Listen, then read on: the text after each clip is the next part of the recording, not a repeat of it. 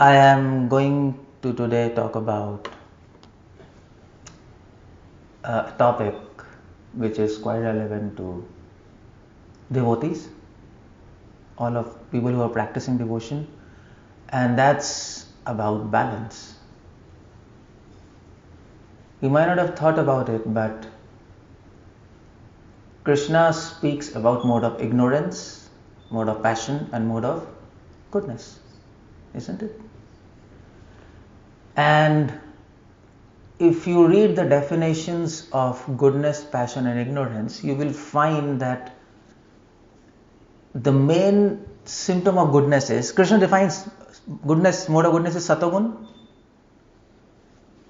And what's the definition he gives of mode of goodness in Bhagavad Gita? Anybody knows? What's the definition? What is mode of goodness? He defines there. Anybody remembers? Satogun. He says, Tatra Sattva Nirmalatvat Prakashakam Manamayam. He says mode of goodness is characterized by Tatra Sattvam Nirmalatvat, which is pure, devoid of any impurity. Prakashakam, which is full of enlightenment. Prakashakam means light. It also means knowledge, if you see Sanskrit dictionary, because knowledge is light, isn't it? Tamasoma Jyotirgama, from darkness to light. So mode of goodness characterized by light or enlightenment or liberation from false ideas, that is through knowledge. You see so many meanings, Prakashakam. And then Anamaya means free of sins.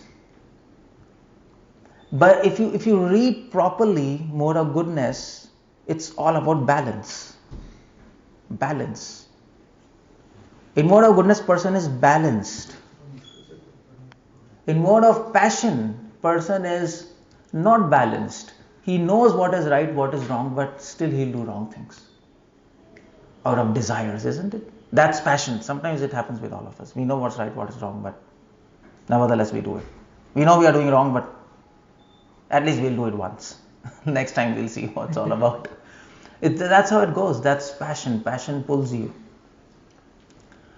So, like for example, we all go to. You all go to India, isn't it? You all sometimes, at least once. It's a long travel, 9 hours. Then 9 hours, like it's like a big travel. So what happens? Everybody seeing movies, isn't it? And you also have a TV with you. Just open, click, and you can see a movie. But we know it's a time waste. It's utter crap. It's simple entertainment. That entertainment is also fiction. That's not even reality. But nevertheless, out of mode of passion, you're pulled to see a movie. At least check it out. What's happening in that box, and then you check it out, and then you see 1, 2, 3, 4, and then you see, that's wrong, but you nevertheless do it. That's a simple example, and you all might have done. So that's why I'm giving this example. This simple, not so obscene example. Sometimes we do some things which are very obscene, and we know we are doing something gravely wrong, but yet we do it. That's mode of passion. So in mode of passion, you actually tip the balance. In mode of goodness, there is right, there is wrong, but you are in between. Isn't it? You don't opt for neither wrong thing, neither right thing. You are in middle. You are focused on God. In mode of passion, there is God, but then there is right and wrong, and you know that you should not go towards wrong. But then by willfully you go towards wrong. That's mode of passion. So your balance tips. And in mode of ignorance, you lost the balance. That's all. To such an extent that you even do not understand you are doing a wrong thing. In passion, at least you understand you are doing a wrong thing, but nevertheless you do. But mode of ignorance, you don't even understand you are doing a wrong thing. If somebody comes to convince you are doing wrong, you will argue. Isn't it? It's just like youths.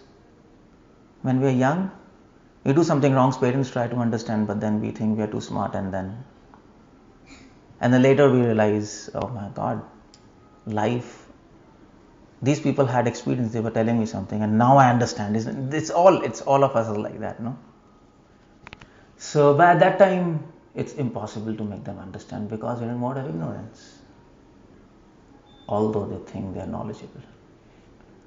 But it's not like that, because knowledge is not only the criteria of goodness. You see, there are two other things also. So you see the point, that's mode of ignorance. Now, that's why I wanted to talk about balance. Whole universe is balanced. Sun, moon, isn't it? They come at proper time, go at proper time. There's a balance in time. There's a balance in laws, natural laws.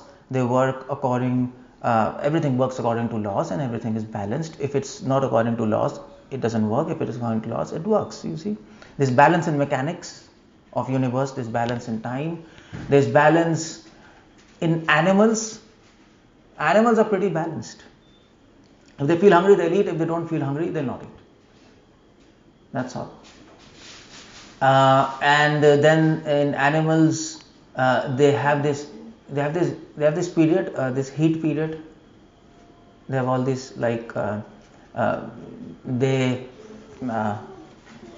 they produce progeny at a particular period of time, and that's it. So everything is balanced in this universe. If you see everything except one species, and that is, in biological terms, it is called Homo sapiens,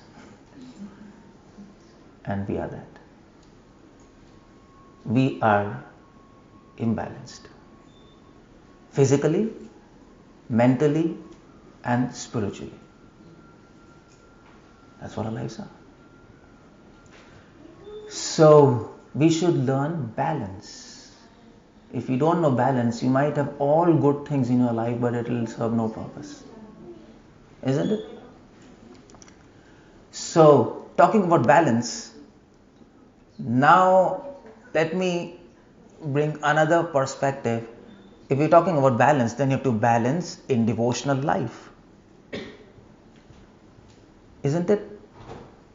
And especially when it comes to chanting, reading, and service. You have to balance between these three: chanting, reading, and service. There are other aspects of devotional life which you should balance. For example, social life and your devotional life, that also has to be balanced, isn't it? Otherwise, sometimes you're too involved in devotional life, you forget your duties, social duties. Sometimes you're too involved in social duties, you forget devotional duties. So that has to be also balanced. Devotional life, social life, and also a cultural life. That is dharma, the moral aspects in a life, isn't it? Those things also have to be balanced. But I'm not talking about that dynamics, because that's a different thing. Today we are discussing balance within devotional life. Okay, so now we come to balance within devotional life. So within devotional life, what we do? We basically do three things. Everything can be categorized into three things: chanting, reading, and service. That's all we do, isn't it? Basically, that's it. Chanting, reading, and service. But sometimes it happens we lose balance in between them. You see, if you go in, if you travel all around the world, in all the centers, you will find some people are chanting, but they don't read, and they don't read. They chant and serve. That's 99% people. That's the bracket there. Chant and serve, but no reading. That's how it goes. Or maybe sometimes off and on reading, but that reading is not a reading. That I don't call as reading. That I call as maybe, what's that? Coffee table book. You know that coffee? Sometimes you feel nice and you get up and see, and then you keep. So that's how we go about reading our stuff. But then that's not reading, basically. Because reading also carries with itself contemplation. That is good reading. If you're reading, you have to contemplate, isn't it? Mananam. So You see, so some people chant and serve but they don't read. Some people do service but they don't chant. Some people are like that. They just drag for years and years and years in a movement. They are good people. They are there. They are serving and they like to serve and they do all services, but chanting, no, I can't do. Some people are like that. Some people only read. They don't chant and they don't serve. Some people, I know, some people are like, they're interested into philosophy, they come to classes, they read and read and read, they're scholars, but when it's come to service, no, I don't have time. When it comes to chanting, well, I can't chant, it's so difficult. So you see, there are so many people in brackets, but the point is, if you don't strike a balance between all these three, we will never attain Krishna. And that's what, you see, it's simple. If you want to make food, you need proper amount of water and the ingredients and salt. If you don't have proper amount, no matter what you do, you don't get a good food. So you need a proper ratio of chanting, reading and service. How much do you read? How much proportion you need to do? That's the second question which I'll deal in after some time. But the first thing is, what I want to discuss is, you need a balance, but why do you need a balance? That's the question. Why can't I just chant, forget reading? Why can't I just do service and forget chanting and reading? Why can't I be just reading and forget everything else? Why can't I just forget all these three and simply attend Bhakti Vriksha and not do anything? That's all. That's also possible. That's also possible.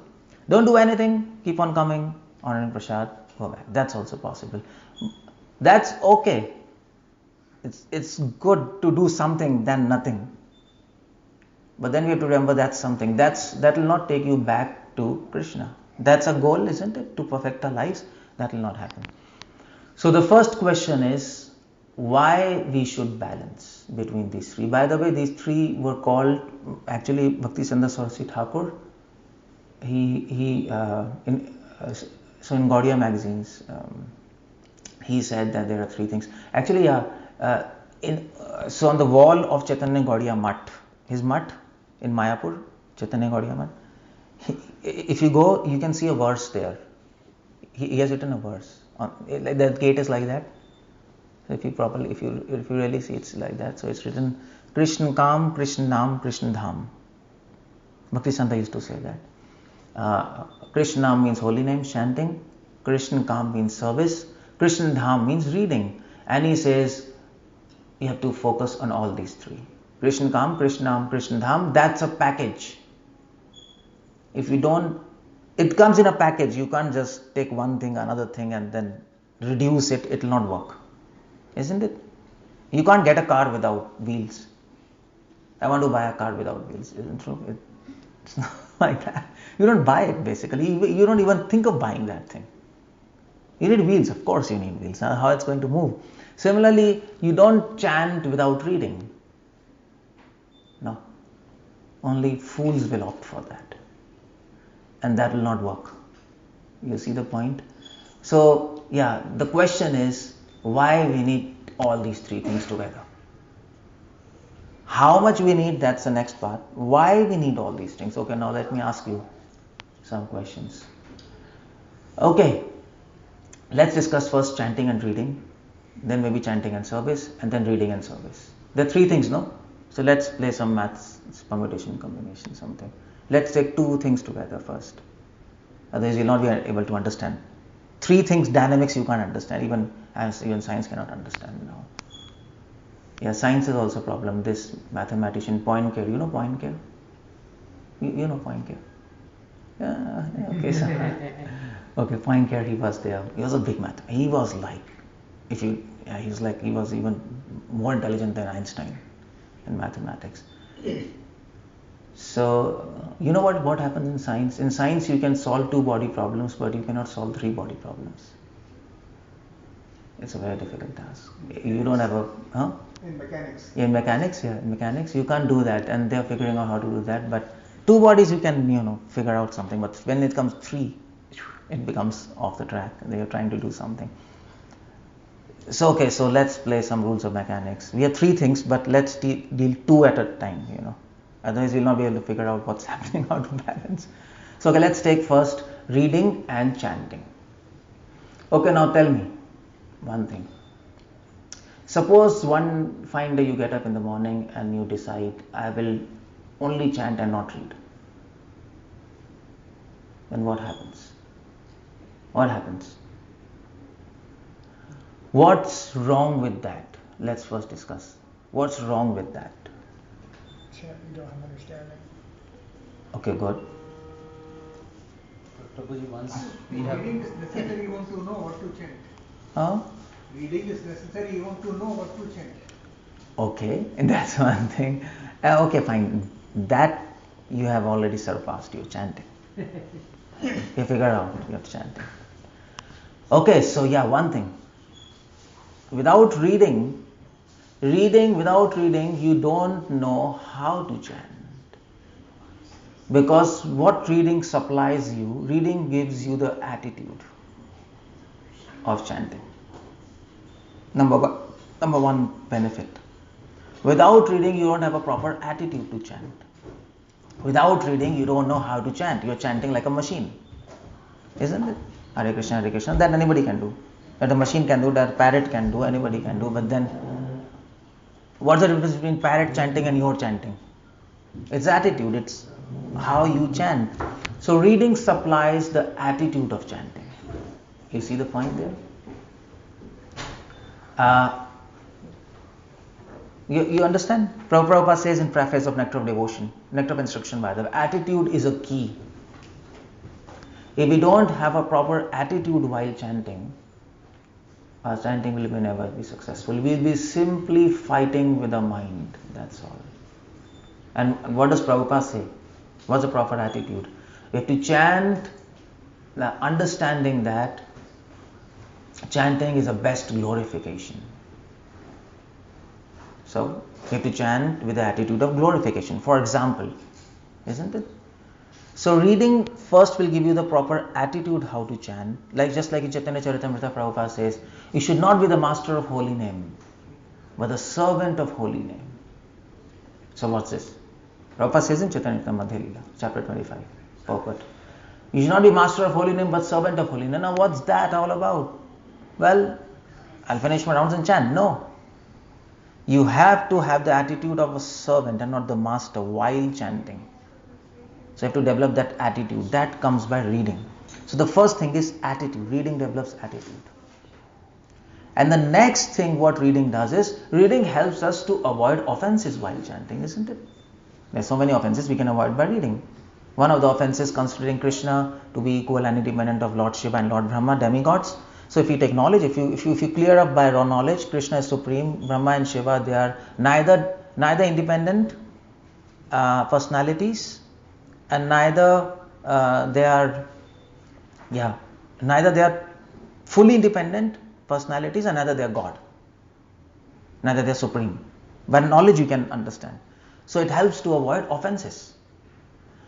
By knowledge you can understand holy names. For example, that Guru Ravagya, disobeying the orders of spiritual master, that's an offense against holy name. And by knowledge you can understand, yes, what's the importance of Guru, and I should offer always of others. That's okay. So reading helps to avoid offenses. And reading also helps. Okay, what else? Tell me what else. I'm like, you should also participate. I'm like, I'll just keep on speaking. What else reading helps in chanting?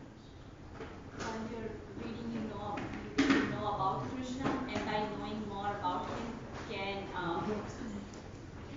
make it more interesting to chant. Yeah, good.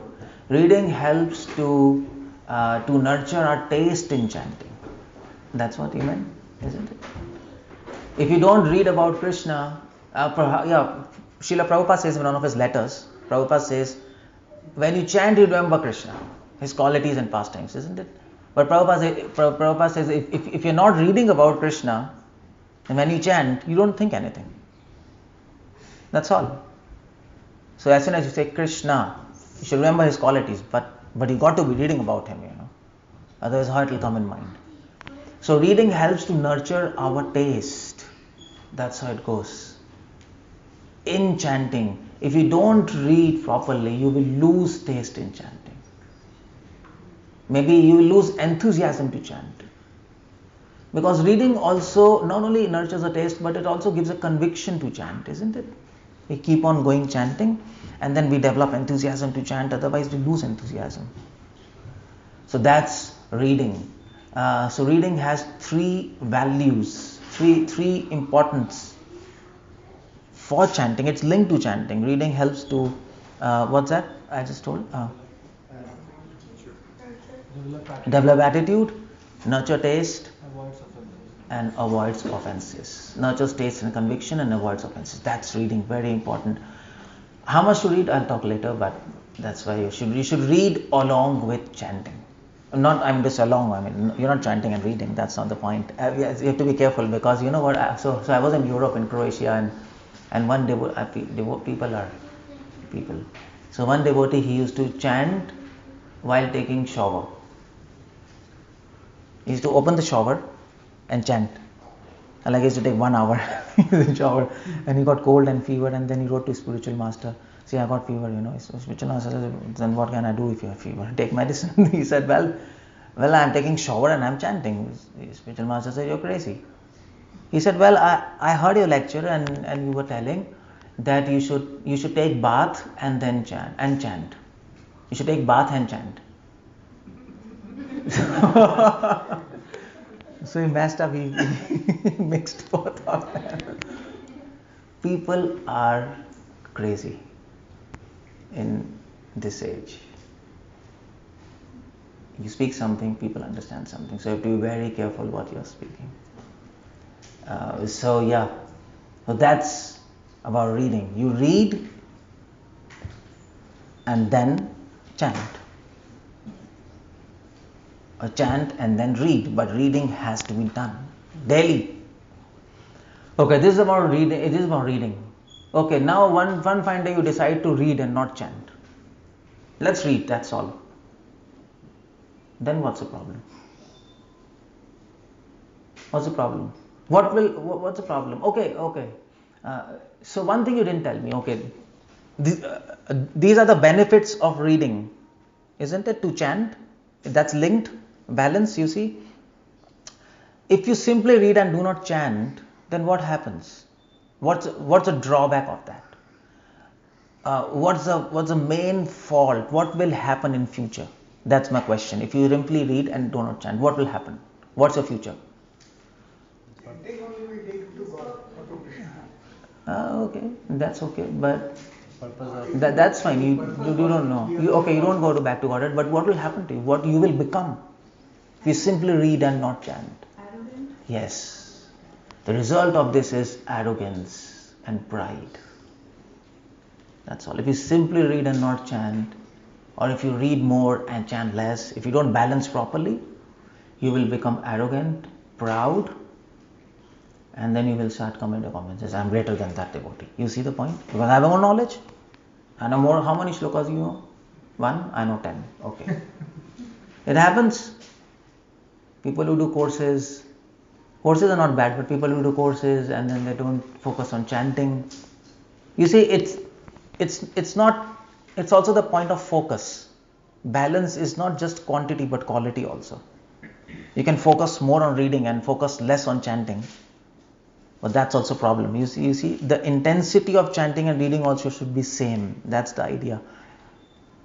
So then they become arrogant. Okay. So now let's reverse the thing. If you're simply reading and not chanting, then what happens? Why do you need to chant and also read?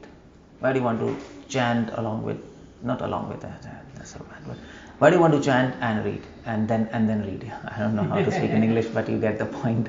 English is insufficient. I don't know how to say, but yeah. So why? You can simply read. That's all. By reading, you can understand who is Krishna. By reading, you can understand everything, and that's okay. Why do you have to chant? By reading, you can get purified also. You're reading Bhagavatam will not purify you. It will purify you. What's the problem? Keep on reading. The book tells you to chant, so if you don't follow the book's instruction, what's the worth of reading? Okay, one thing. Books are saying to chant, and if you don't chant, then question is what you are reading. What the heck you are doing with the books? Every page Prabhupada says chant, and you're reading, and you're not chanting, then what's happening? What you're reading? First, that's the biggest question. Okay, that's a good logic. So, okay, now tell me 1, 2, 3 points. Why do you have to chant also with reading? Why? What's the benefit of chanting? Linked to reading. So when you're reading, you're just doing it for yourself. You're really not bringing Krishna into the picture. But when you're chanting, then he's very much present. Well, reading also. If you're reading Bhagavatam, Bhagavatam is Krishna. Isn't it? You're directly associating with Krishna. So? Well, chanting is your dharma, so I was thinking purification comes from chanting to help you understand the word. Okay.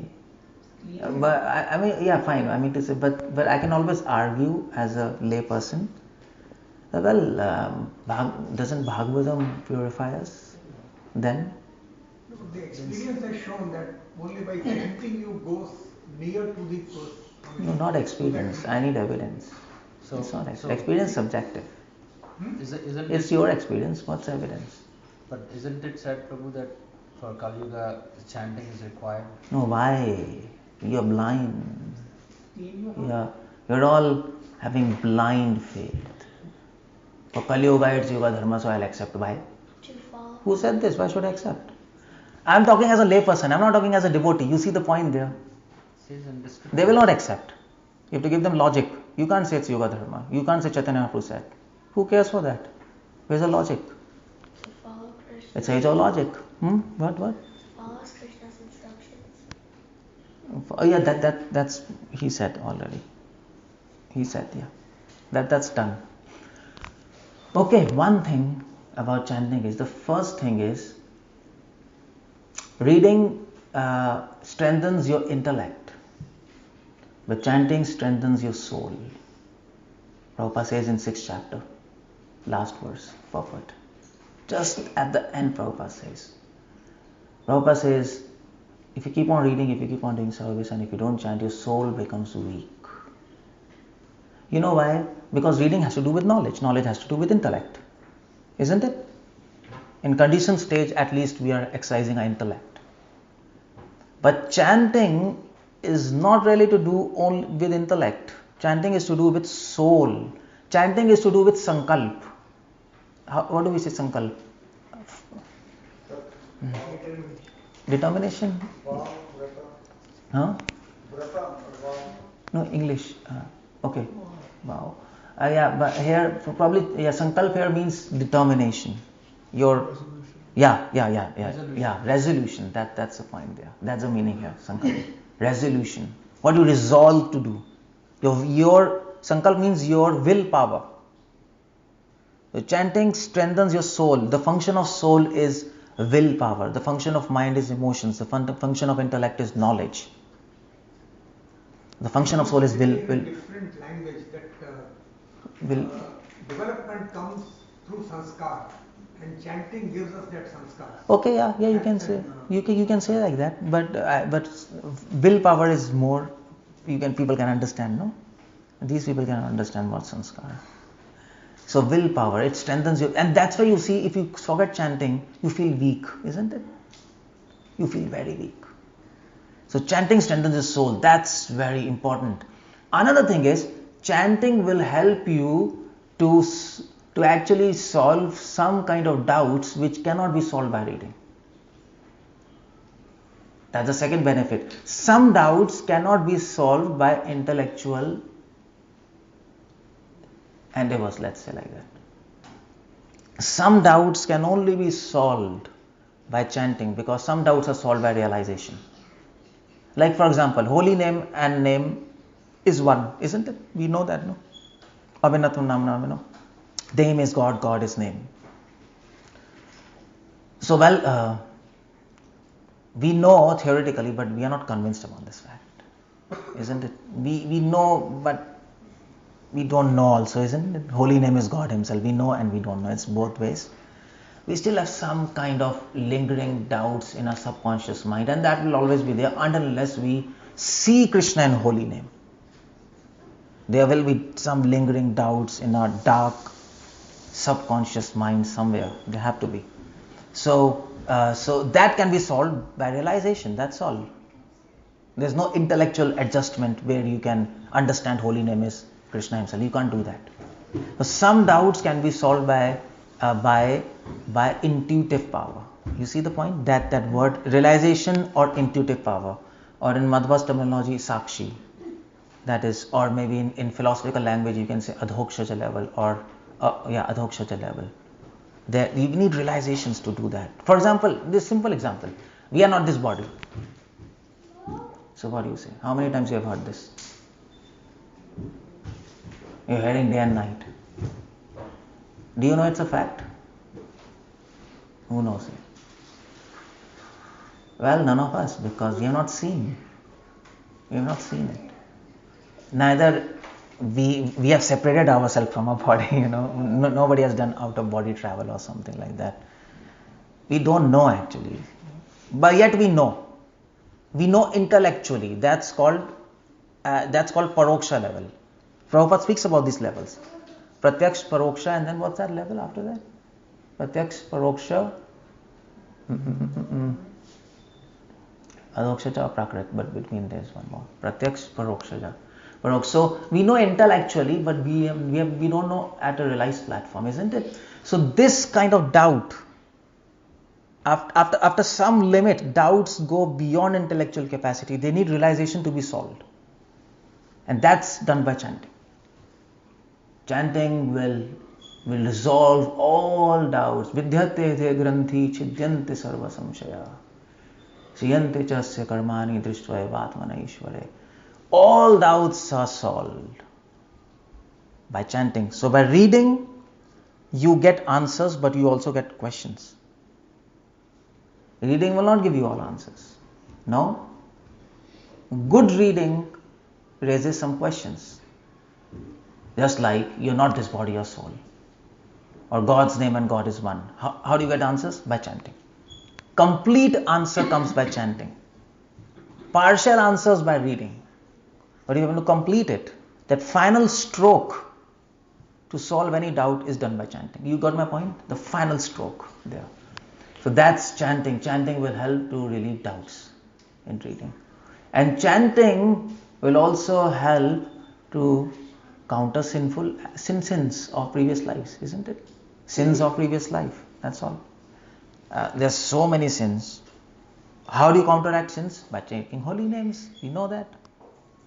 So unless you have sins, whatever you read, it will not go into your soul, because there is a wall between you and your soul and chanting, and that wall is of your own sins. Actually, who is stopping you to chant? You yourself. That's the whole point there. It's not Maya. It's not actually it's not Maya. It's your own sins. Own sins means your own wrong conceptions are stopping you to chant. So we are coming in between God and us. That's why it's said. Who is between God and us? We. It's not Maya. Don't think Maya is a problem. And don't blame Maya, by the way. We do that, no? Prabhuji, my devotion is not going, I am falling down. Maya is so strong. Yeah, Maya is so strong. That we know. But well, the point is Maya is so strong, but Maya will not touch you if you don't do some kind of crazy things. Maya will not touch you. Police is strong, but police is not going to do anything with you. See, it has nothing to do with you unless you do some messed up thing. You break laws. Otherwise, that's okay. Similarly, Maya is there. It doesn't touch you. If you don't follow the will of God, then Maya is going to touch you Otherwise, she is your friend actually. Maya is our friend. Unless we follow laws of God and we surrender to His will, to that extent Maya is our friend. Just like police is our friend.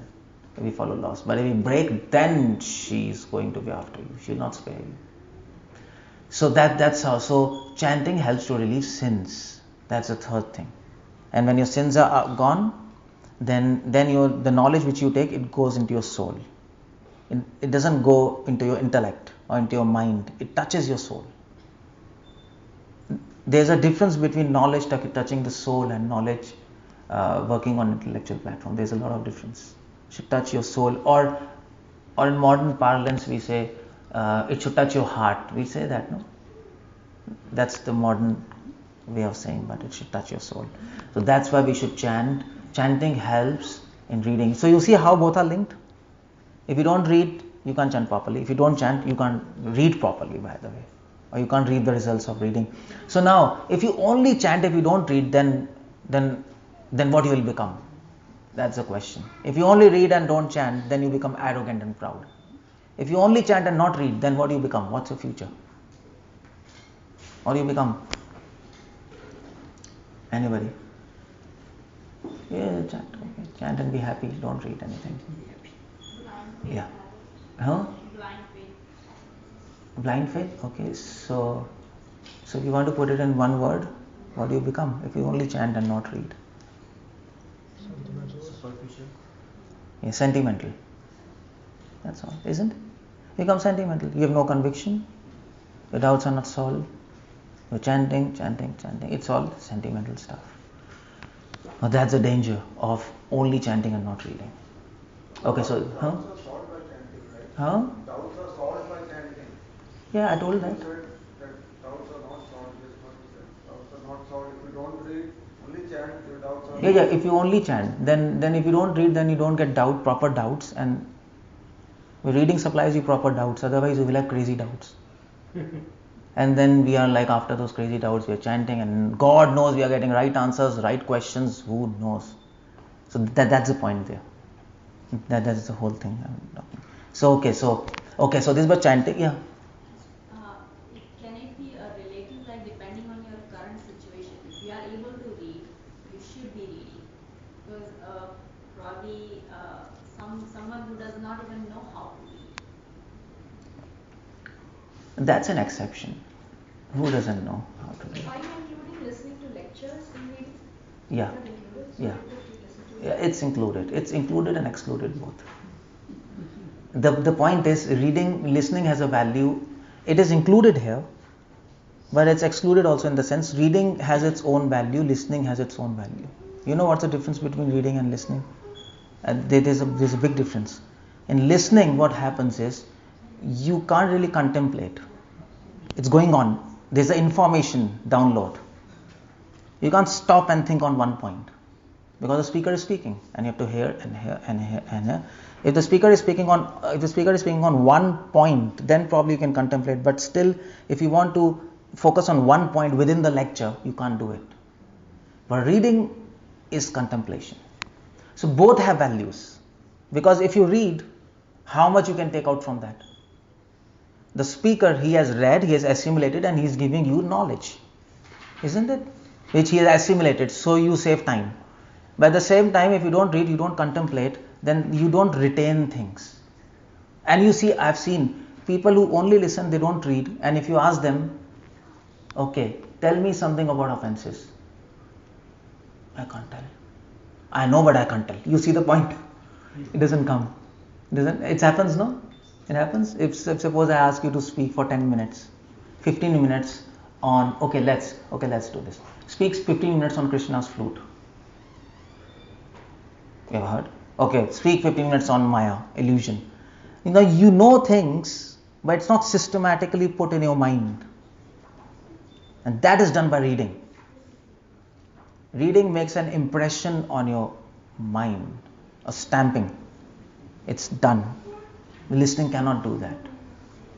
So they have both different roles. They are both important. So reading, that's why I told, reading is like including. Basically, listening supports reading. We must read. We can't avoid reading. Listening should always support reading. It should not replace reading. That will be it's not very useful. And so I'll talk about this in how much to do. I'll just come to this concept there, but it's a good question. So, okay. Okay, fine. So this is about reading and chanting. Okay, now we take reading and what else? Service. Service? Okay, let's take reading and service. Oh my God, what's this? So reading and service. Okay, so now it's the same exercise. Let's do that. If you one day you get up and you simply say, okay, I'll serve and I'll not read. That's all. So what happens? What happens if you simply serve and not read? What's happening? Like, or in other words, how does reading help you in service? The same thing. You said attitude with which you serve can be augmented. Okay, yeah. One thing. Same thing. Yeah. When you serve, you have to have proper attitude while serving. That is supplied by reading. That's good. That's good. Any other thing? How to serve? You have to learn from reading or listening. No, listening, reading in one now. Just take one. So how to serve, the right, proper way of serving would come from that also. The same thing. Attitude is the same thing. Attitude is the same thing. How to serve. What to do, service. How to do, that's attitude. It's the same thing. What else? How will reading help in service?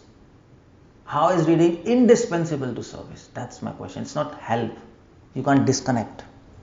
It's required. Another thing reading will give enthusiasm to serve. You lose enthusiasm to serve if you don't read, isn't it? We read Prabhupada says preach and do this, book distribution. Then we, are charged. If we don't read, then slowly we become, what's happening, what I have to do. We lose enthusiasm. Without reading, we lose enthusiasm to serve. That's one thing. And the third thing is, without reading, what happens is, if you don't read and if you simply keep on serving, you will serve Krishna, but you will forget Krishna. That's what is going to happen. If you understand what I'm saying.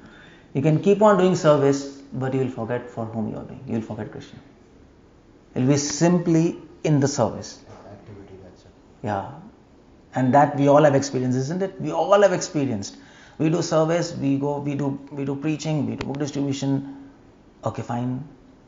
But you forgot Krishna, the main thing. The main thing is gone. And then after some time, we even forget Krishna while chanting. What to say doing service?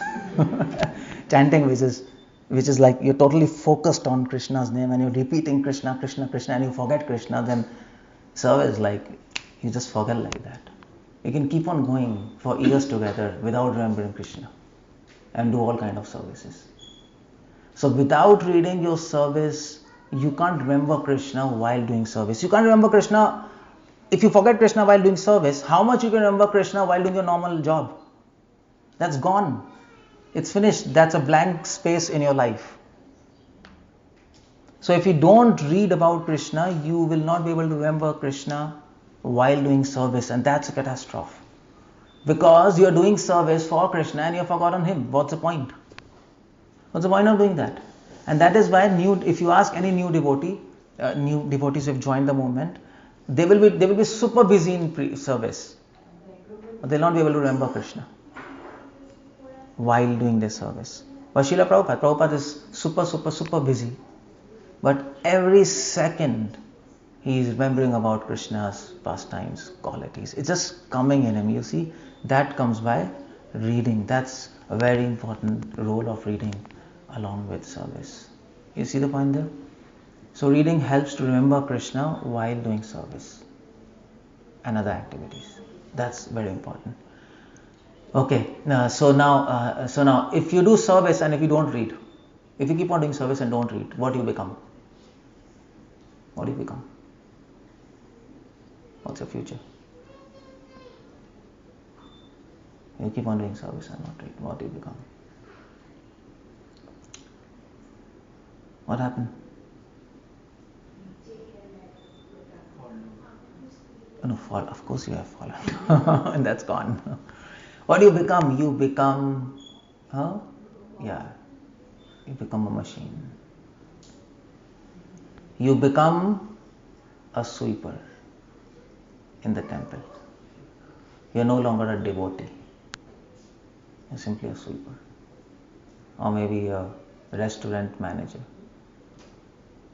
You're not a devotee. Because you've forgotten Krishna. You're on a job, basically. then you're doing a job.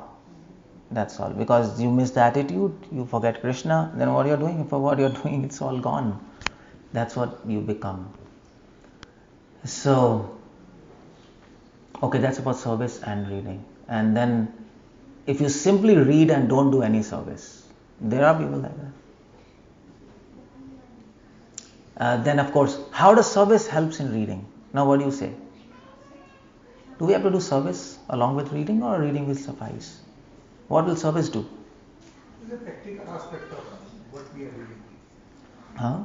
Service gives a practical aspect of what we are reading. Okay, service helps to realize the practical aspects of reading. Okay, fine. That's good. Because you're reading something, but then you have to realize it. By service, you can realize, okay, yeah. Yeah, that's one thing. Anything else?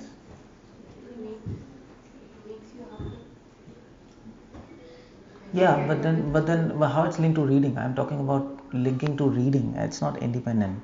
It brings humility. No, that's okay. But then you have to link with the reading. How service supports reading? That's the Humility idea. is not there and reading will make a person come. Humility has to be there in a person. Okay. Yeah, I can. Yeah. To accept what you're reading, you have to be humble. Yeah, you can say that. Anything else? Yeah, that's good. That's one thing. If you simply read and do not serve, okay, tell me. There are so many services. What's the most important service? No, chanting is separate. That's why I put it separate. Chanting, reading, and service. What's the most important service? Serving Vaishnava. The most important service in our mission, according to our Acharya, is preaching. That's all. Whatever we are doing, it's for preaching. That's it. Even a cook in the kitchen, if he's cooking for whole life, he has to understand, I'm serving a preaching mission. And then he advances. He's not simply cooking. You see the point there?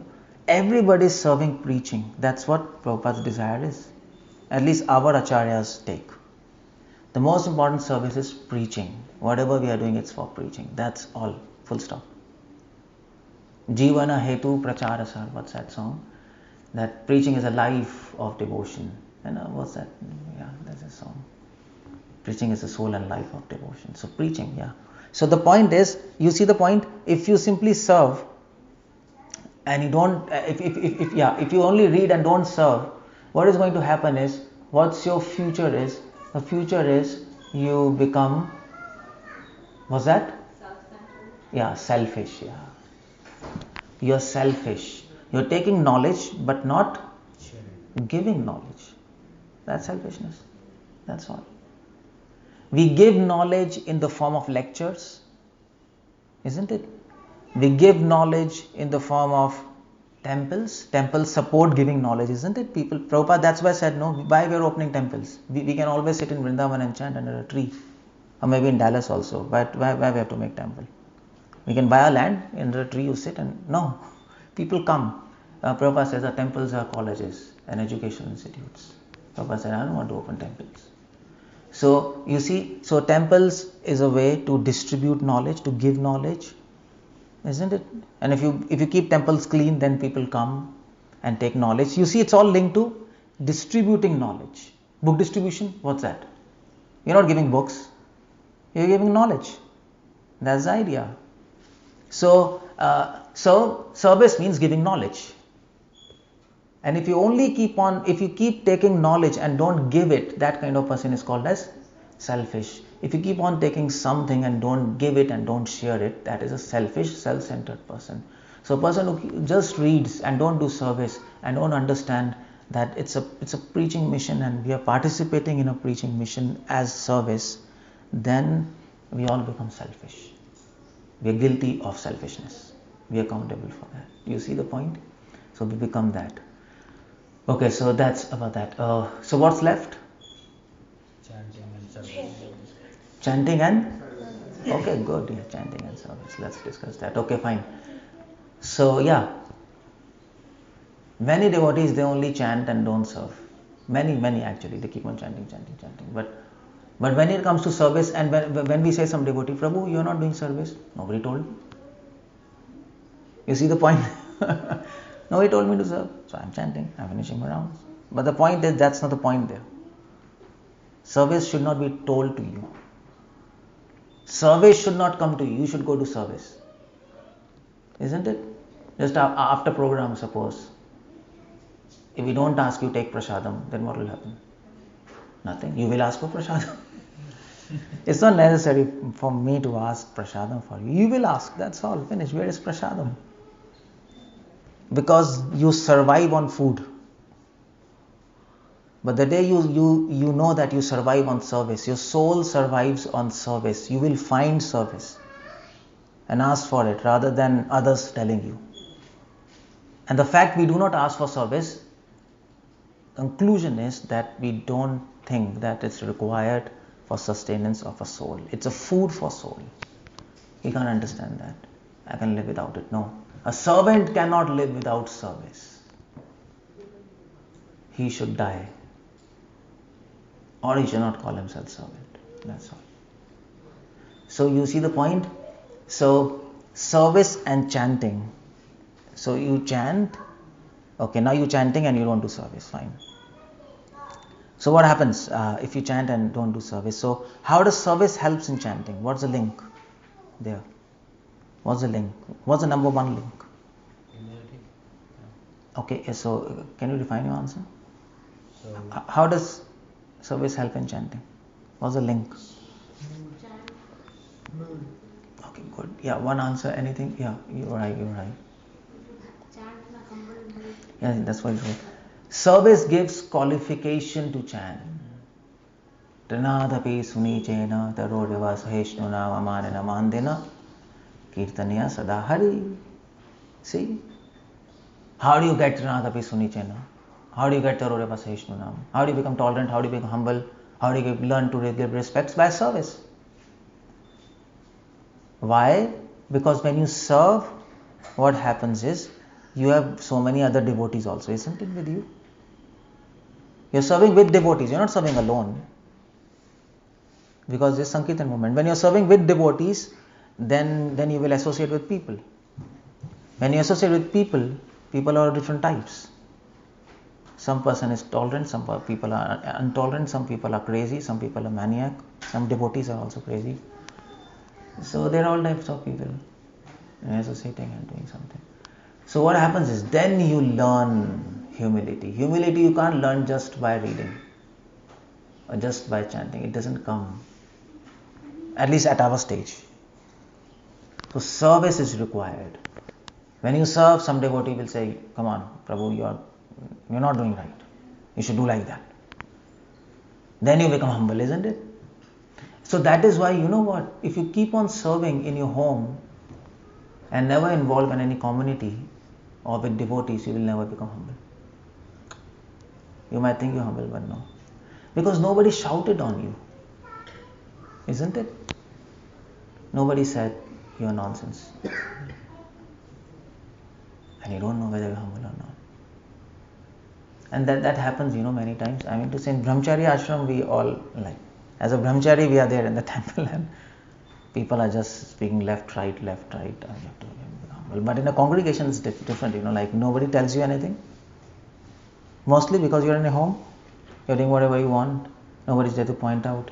So we actually don't develop humbleness so quickly as a congregation as you develop if you're living in the temple. If you're living, if you're visiting a temple or if you're visiting a community, then nobody will tell you anything because you're a guest. You're basically an honored guest. Why should they tell you anything? So that is the importance of service.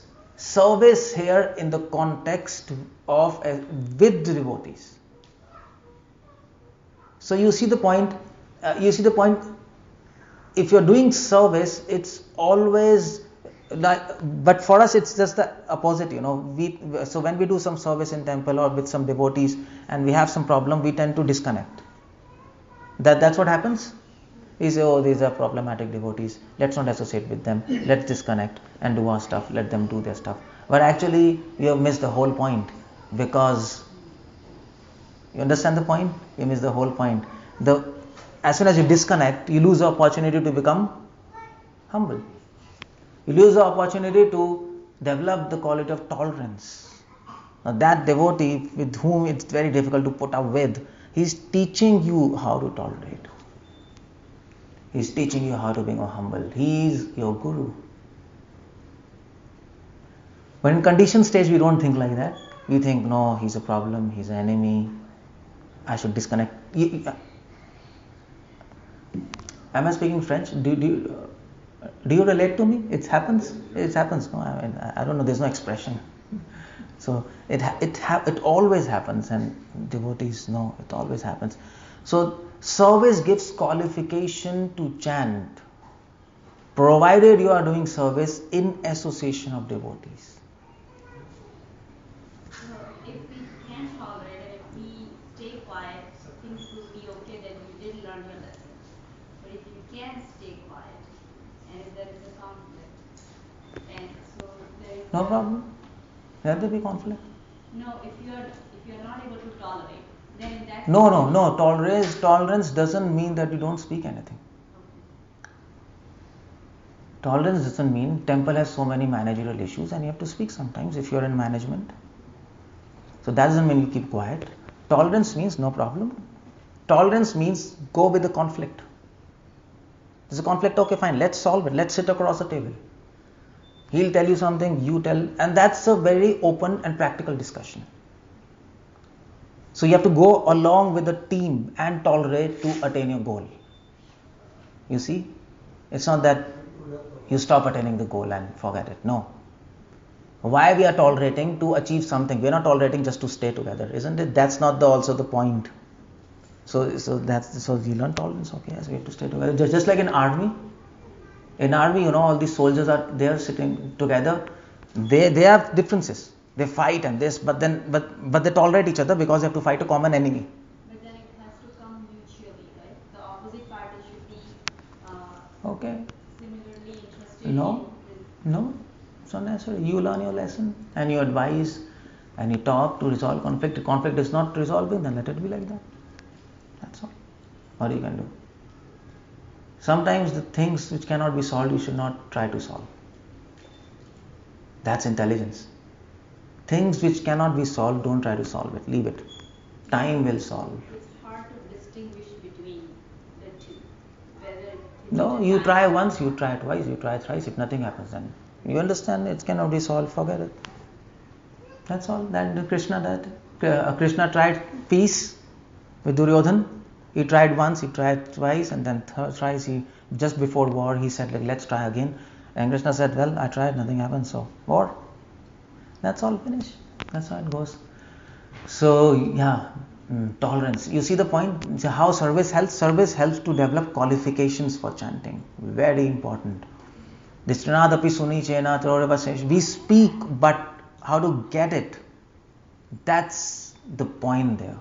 And for that, you need to have some patience, isn't it? I mean to say, you have to listen to them, and you have to understand what's happening. Otherwise, we'll not be able to tolerate things. This person who is actually pestering me, he's helping me to develop virtues in me. So offer my obeisances to him. That's how it goes. All great saints do like that. Okay, so enemy is your friend. That's how it goes. Enemy is your friend. If friend is your friend, enemy is also your friend. So, service helps like that. Okay, and how is chanting linked to service? Go the other way around.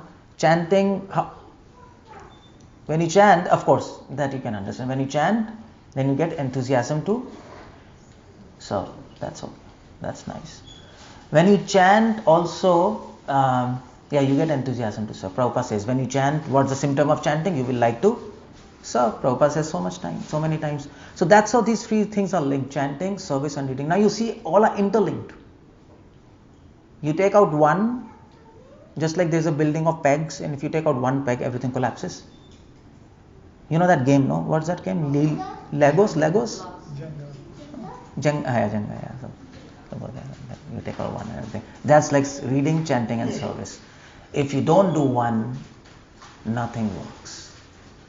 Okay, so this was basically 2 body problem, 3 body problem, forget it, we can't solve it.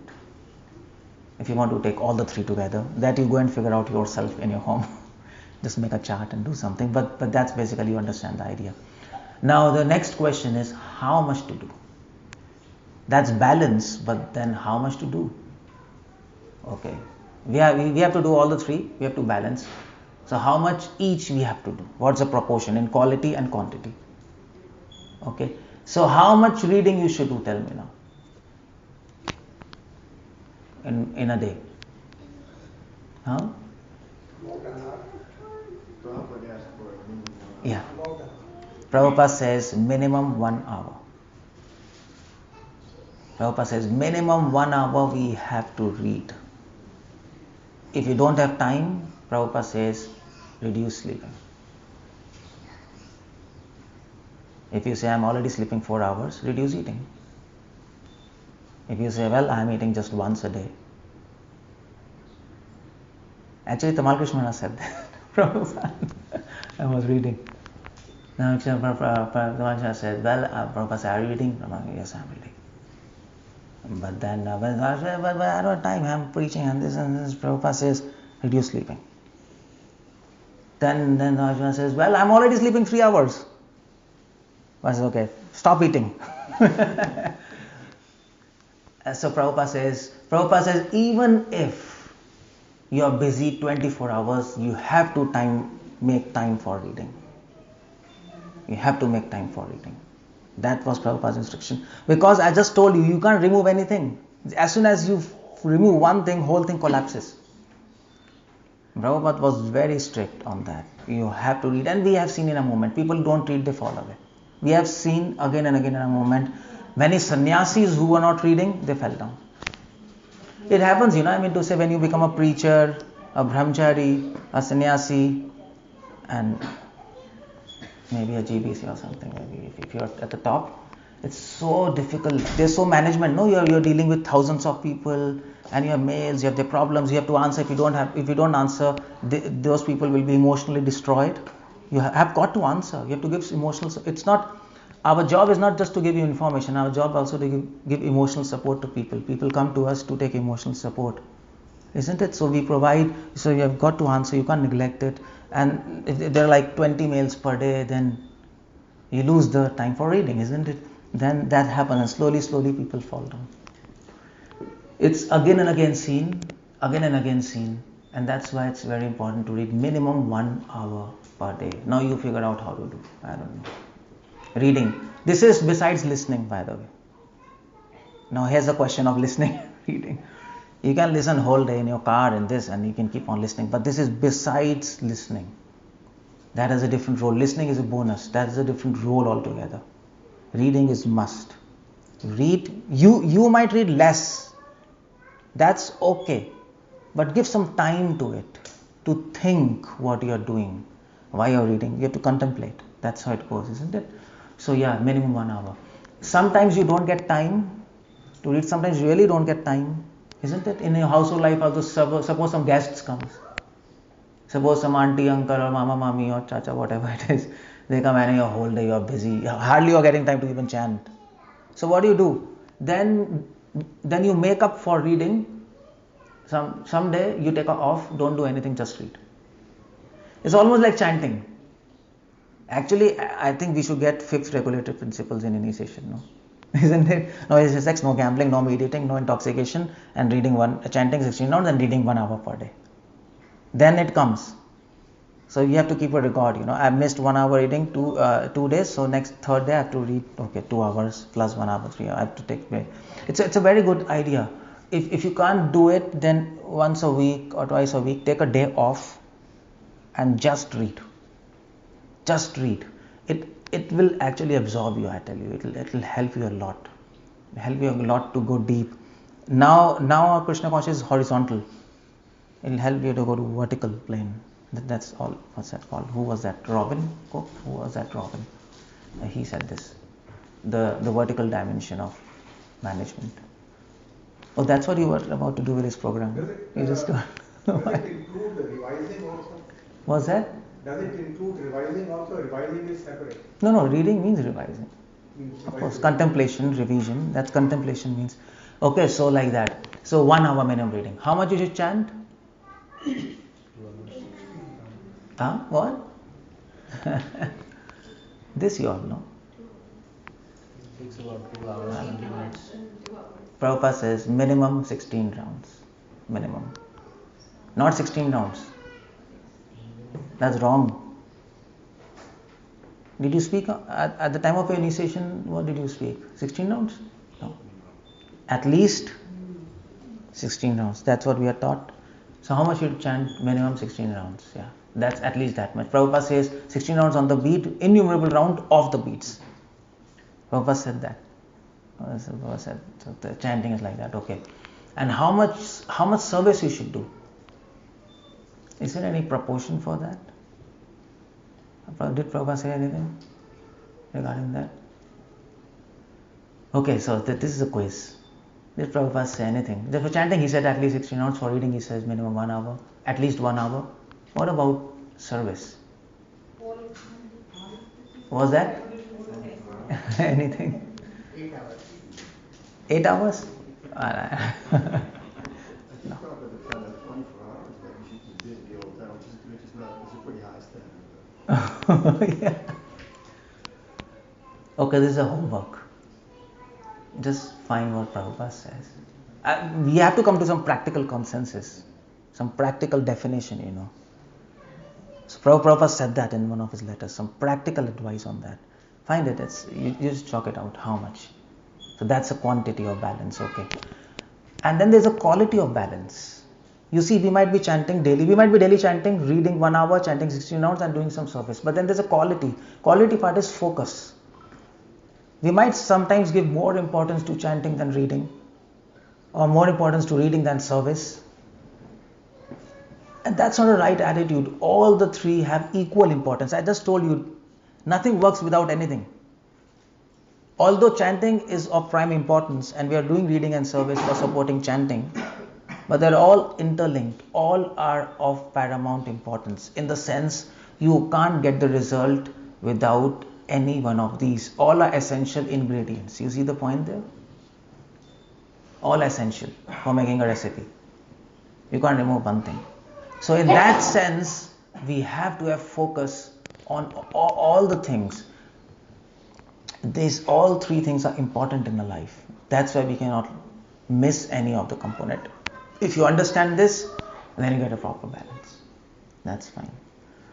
So that's how I think we should give it a balance and a focus. And then you see the system works. The system works. The problem with devotees is the process is not a problem. The problem is application. Prabhupada said process is easy, application is difficult. So application in a balanced way. And then you see, you get results. No problem in that. So so some practical tips to keep balance is keep a diary. Keep a diary with you. And write there. Per day, how many rounds you chanted, how much you read, and what service you did. And then on Ekadashi you contemplate. Every Ekadashi you contemplate. What's your growth chart? It's like a company. Prabhupada says Krishna Consciousness is a business. Prabhupada always said, you do your own business, I'm doing my own business. Prabhupada was the first person in the history of universe maybe who was saying devotion as his business. You see, nobody said. In fact, Gaudiya Math used to say, Prabhupada is a businessman. They used to take it another way. But that's a business. So how does a company run? You should keep some stats. Some stats has to be there, no? Otherwise, how do you know you are improving or not improving? Actually, there are stats. Your counter beats is a stat. Isn't it? That's a practical system to give you some statistical way to account for chanting. That's all. That's one system. Counter beats. So like that you should have statistics for your reading, for your service, and then every Ekadashi you see how much growth you got. And then how much grow, you have to more grow. And that's why Prabhupada says, every day you should, what did Prabhupada say? Every day you should increase your endeavor. Prabhupada said that. This is the first line I read in Krishna Consciousness. And then I closed the book. That's all. And then I thought, let me do it. And then I'll read something else. And I started increasing my endeavor every day. And still I'm trying. After so many years. Still, next day I think, so every day I get up and I think, I should do more than what I did previous day. Maybe in quality or quantity, whatever it is. So like that. So that's how you have to balance, you have to increase, grow on. So please, if you can do that, do that. Make a diary and keep some stats for you. Yeah. Householders day-to-day, on a day-to-day basis, what service like are you making, offering, are you doing? Householders, day-to-day service, yeah, offering, Aarti in the morning, making some garland for Krishna if you can. That's actually for females, that's a very good service. And traditionally, all females, they used to make garlands for Krishna. So you can get flowers and make garland and offer to Krishna. That service you can do. For males, what's the service? Eating prasad. Come from office tired and eat prasad. That's your service. That's all. And chant and read. And take care of your dependents. That's also service, because they are devotees. And guide them properly in Krishna consciousness. That's a very important service. That's what they should be doing. So like that, something in-house. Okay, if there's any questions, I'm done here. And I'm tired. Yeah. I do understand that we have to keep the balance, but if everyone has a personality and one thing becomes harder than the other. What's that personality? Natural inclination. Natural conditions, or I mean to say, if somebody wants really to chant and he likes chanting and he's not really interested in reading, something like that? Yeah. That's... I would relate that probably reading, if people who are more interested in reading or can read or can contemplate are more intellectual versus, I don't know if it's true or not, but yeah, I understand your question. There is a slight truth in your question. Because some people like something, some people like something. You can't just reject this question, because there is a truth. Some people like to chant, really they like to chant, and when it comes to reading, they are not so intellectual, so they don't go into reading much. So that's there. But having said that, that's the process of Krishna consciousness. We have to understand the importance, and we have to do it even if we don't like it. That's all. That's how your soul evolves, isn't it? So that is rules and regulations. You have to do it even if you don't like it, like a student in a class. So and then we overcome all our and then we can go ahead. considered as stretching, like coming out of the comfort zone. Of course, yeah. Of course, that's austerities in Krishna consciousness. That's what we are doing. You have to learn not to do. Okay. I got your point, man. Okay, if everybody has understood the balance, if there's no questions, I just wanted to also do one thing. I just wanted to show you one thing. Hare Krishna.